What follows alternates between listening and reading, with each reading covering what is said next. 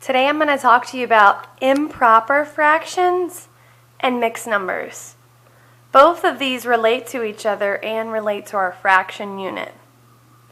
So if we look at an improper fraction, you can see that the numerator is greater than the denominator. So here I have 7/4, which means I have 4 equal pieces that are broken up with 7 colored in. So you can see from the example here, these pieces are broken into fourths, meaning each piece has 4 equal pieces. And I colored in 7 of them. 1, 2, 3, 4, 5, 6, 7. So that's equivalent to 7/4. It's improper because the numerator is greater than the denominator, but what that tells me is there's one hole somewhere in there. And we can see there is one hole right here. 7/4 can also be written as a mixed number. A mixed number is a whole number with a fraction. So, as you can see, this is 1 and 3/4. So, as you can see from the model below, I have it broken into 4 equal pieces because my denominator always tells me that. I have one whole colored in and 3/4 colored in here. But if you look at the two models side by side, you'll see that 7/4 is equivalent to 1 and 3/4. Mixed numbers can equal improper fractions, and I'm going to show you the way to solve that mathematically to get them equivalent. So, let's start with an improper fraction. Let's say we have an improper fraction of 9/5. And we're going to change that to a mixed number. So at the bottom of the screen I wrote 4 steps of what we have to do. Number 1, divide numerator by denominator, because technically this is 9 divided by 5. Just another way to read a fraction. So when we divide that out, our quotient will be our new whole number, the remainder is our new numerator, and our denominator stays the same. So let's take a look at that in action. So we have 9 divided by 5. So I'm going to set that up. 9 divided by 5. So I asked myself, how many times can 5 go into 9? Well, 5 times 1 is 5. 5 times 2 is 10. Too big, so it can go in 1 time. 1 times 5 is 5. So I complete my division steps and I subtract that out. 9, 8, 7, 6, 5, 4. So you have all these numbers, and this is where we have to know what to do with them. So we did step 1. We divided the numerator by the denominator. Our quotient is our new whole number. So my quotient is up here. So when I go to make a mixed number, this is my new whole number. So I'm going to make my whole number really big. So I have one whole. And I'll even write that here. This is going to be our whole number. Number 3. The remainder is your new numerator. So here's my remainder if I were to write remainder of 4. This is my new numerator. So my new numerator is 4. So I have 1 and 4 over. My denominator stays the same. So I had 5 as the denominator here. So that's still going to be my denominator. Okay? So all of these steps are how you change an improper fraction to a mixed number. Well, let's say we're given a mixed number and we have to change it to an improper fraction. Well, yeah, that sometimes happens. So let's look at this example. How to change a mixed number to an improper fraction. So I have my example, 2 and 1/3. So here are my steps.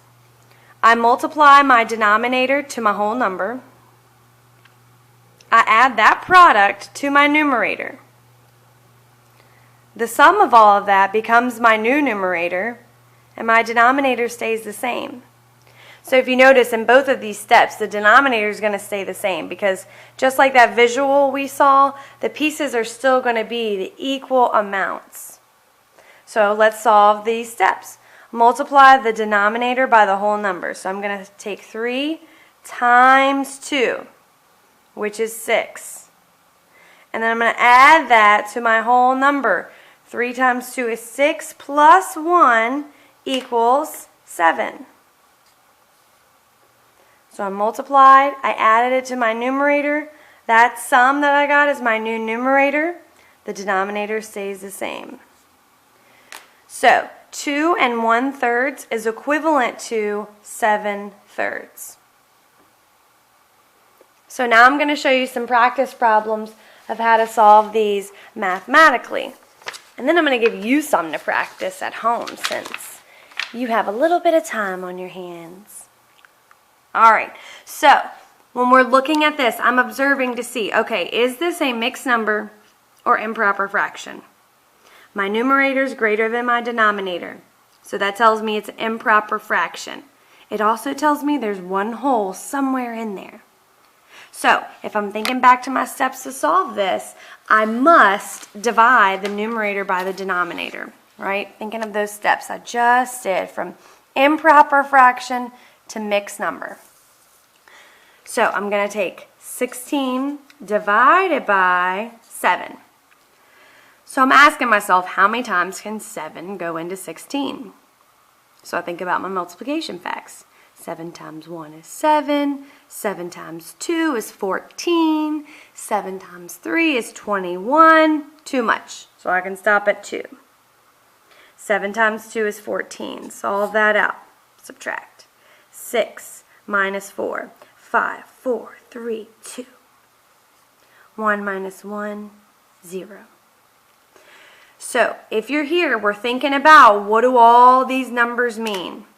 So remember, your whole number is your quotient. So my quotient is up here. This is my new whole number, 2. So I'm going to make that really big. My remainder is my new numerator. And my denominator stays the same. So 2 2/7 is equivalent to 16/7. Now let's work backwards and see if we can solve the mixed number to improper fraction. So 7 times 2 is 14, plus 2, 14, 15, 16. 16/7. So I know I did all my math right because I double and triple check. Alright, here we have a mixed number. I know it's a mixed number because it has a whole number and a fraction. So what we do first is we multiply our denominator times our whole number. 8 times 1 is 8. Then we add 3 to it. 8, 9, 10, 11. So my new numerator is 11. My denominator stays the same. So 11/8. Now remember, I could check that by do 11 divided by 8. 8 can go into 11 one time. 8 minus 11, 11, 10, 9, 8. Okay, so my whole number is 1. My numerator is 3. Denominator stays the same. And as you can see, we did all of our math correct here. All right, next one, 13 halves. 13 halves is an improper fraction. And I can solve this by doing 13 divided by 2. So let's do that. 13 divided by 2. How many times can 2 go into 13? 6. 6 times 2 is 12. Subtract that out, I get a remainder of 1. So, which one of these is my whole number here? Hopefully you're saying 6, 6, 6.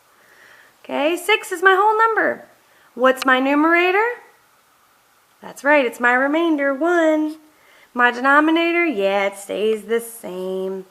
So 6 1/2 is equivalent to 13 halves. But we can check it. We can multiply it out. 6 times 2 is 12, plus 1, 13. Denominator stays the same.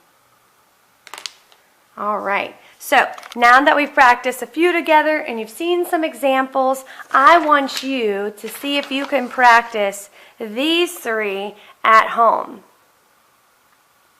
So number one is a mixed number, 1 6/8, that you're going to change to an improper fraction. Number two, 22/3, you're going to change to a mixed number. Number three, 18/5, improper fraction that you're going to change to a mixed number. So pause the video here, solve these out. You can comment under the video with your answers or email me or whatever you prefer. Just want you practicing these at home. You got this.